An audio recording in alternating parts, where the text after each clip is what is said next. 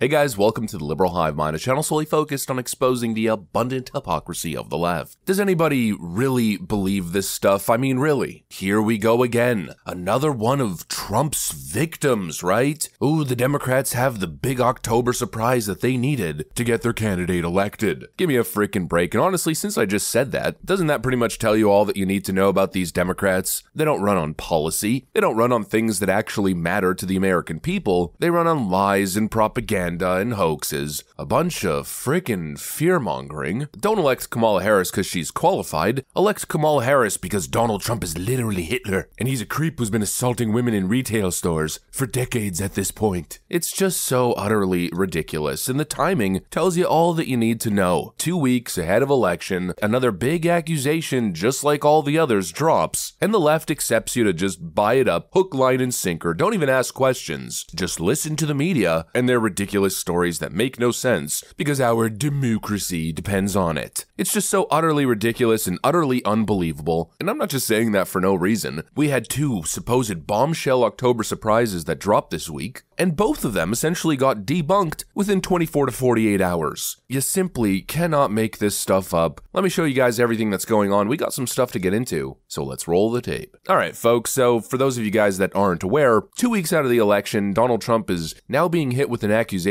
by a former model by the name of Stacey Williams, who in a Kamala Harris campaign Zoom call, of all places, came out and claimed that she was great friends with Jeffrey Epstein, and that Jeffrey Epstein took her to Donald Trump at Trump Tower, where she was essentially essayed. I'm going to play the clip for you guys, but I'm going to have to, edit it in a very clever way to avoid any issues on this platform. Just take a look.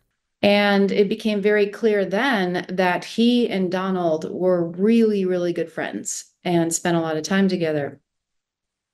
After that, Jeffrey Epstein expressed a lot of interest in me, and we started seeing each other. When Jeffrey and I would talk, he mentioned Trump frequently. He was clearly a close friend, and they were spending a lot of time together. Late winter, early spring of '93, I was on a walk with Jeffrey from his brownstone on the Upper East Side down Fifth Avenue when Jeffrey looked at me and said, let's go stop by and see Trump. And so we went to Trump Tower and went up the elevator, and moments later, Trump was greeting us, and he pulled me into him and started me. And I froze. And I froze because I was so deeply confused about what was happening, because the hands were moving all over me. Yet these two men were like smiling at one another and continuing on in their conversation. Jeffrey and I left, and I got into the elevator with him, and I felt this, he didn't look at me, he didn't speak to me, and I felt this seething rage around him. His whole energy shifted. And when we got down to the sidewalk, he looked at me and started just berating me. He kept saying, "Why did you let him do that? Why did you let him put his hands all over you? What?" And he made me feel so disgusting.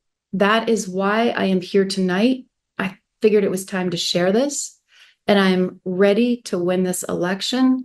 The thought of that monster being back in the White House is my absolute worst nightmare. Yep, so that's the story. After 30 years, she decides to come public, and she wants everyone to believe her, actually, that the timing isn't coincidental at all, and the most important element of her story is, vote for Kamala Harris. What do you say to those critics that say this is politically motivated? I can't control when that documentary comes out.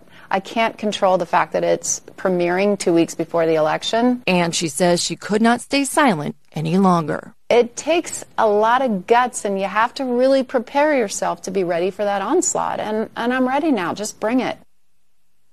And despite her saying that the timing so close to the election and choosing to speak out is coincidental, in our interview, she does make her support for Harris very clear, in addition to not wanting to see Trump retake the White House. Now, does this seem believable? Does this seem to make sense to you? Because I, for one, certainly have some questions. First of all, what's this link to the Kamala Harris campaign? This individual goes public with this accusation 2 weeks ahead of the election in a Kamala Harris Zoom call. Make that make sense. How's that supposed to add credibility to the story? Especially considering how dishonest the Kamala Harris campaign has been with this stuff. They've attempted to promote this Republicans for Harris narrative, but most of the people that have been promoted as Republicans who have made the great switch to vote for Kamala Harris have a track record of voting for Democrats or being registered Democrats. And now we have survivors for Harris, it's the new iteration, where individuals are making accusations like this targeting Donald Trump in yet again another clear campaign movement. If the Republicans for Harris were lying, then what makes you think that these people are believable? But of course it goes beyond that. It goes beyond the individual herself, Stacey Williams, claiming that all she wants is for Kamala Harris to win. Yep, you probably guessed it. There's some pretty glaring holes in her story. She claims that all of this happened in 1993, right?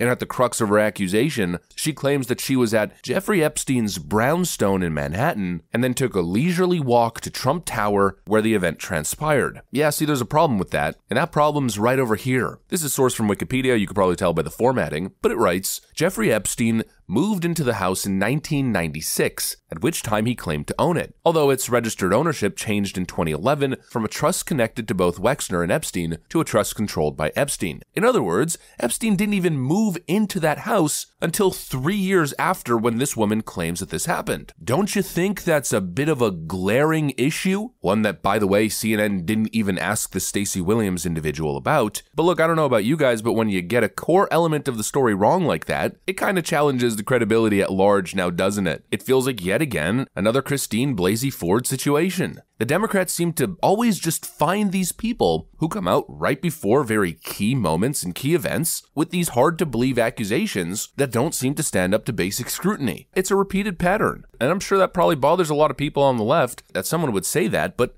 come on, be fair. If one of the core components of the accusation has already been debunked, how can you believe the whole thing? And of course, that's not the only wild accusation and big October bombshell that was dropped by the media. We had that accusation that came from John Kelly, claiming that Donald Trump on multiple occasions would praise the former 1940s small mustache German leader. But apparently, according to people very closely connected to Donald Trump's first administration, it's a load of you-know-what. Here's Mike Pence's former chief of staff giving his take. When it was posted yesterday. So tell me, why have you decided to speak out?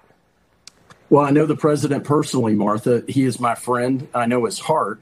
And this unequivocally did not happen. Full stop.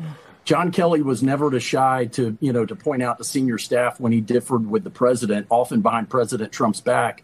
So I can assure you, had those comments been made, the national media would have known, all of us would have known instantly. Moreover, he was, rarely ever alone with the president. Usually Governor Sanders, now Governor Sanders, then White House Press Secretary Sarah Sanders, or the staff secretary or other national security officials or myself, among many others, we were all together. So I'm saying with certainty, this did not happen. This is only being espoused because John Kelly's candidate is losing, and she's losing badly. And here's Mark Esper, who's not exactly Donald Trump's biggest fan, basically saying the same thing. Were there ever any incidents, Secretary, that you have not previously spoken about in which you heard Donald Trump use similar language or refer to American military personnel in a derogatory fashion? No, not along the lines that John Kelly and others have outlined. I'm just going to end this by saying it's the boy who cried wolf situation. Democrats clearly have an MO here, and I think the people have caught on. They're trying to force these October surprises. They don't actually have one. And so what it seems like is they just get people to come up 2 weeks ahead of the election and just say the darnest thing. Just lob an accusation at Donald Trump and hope that it gets Kamala Harris elected. That's what it feels like. I'm pretty sure that's what it feels like to most people. We've seen so many of these accusations that they simply just don't really carry weight. They don't seem to move the needle at all. And really, honestly, it's no surprise why. I mean, come on, at least dot your I's and cross your T's before going public with such a serious accusation. Anyways, that's pretty much what I got for you guys. Hopefully you enjoyed the video. If you did, make sure to leave a like and possibly subscribe to the channel. Thanks for watching, and I'll see you on the next one.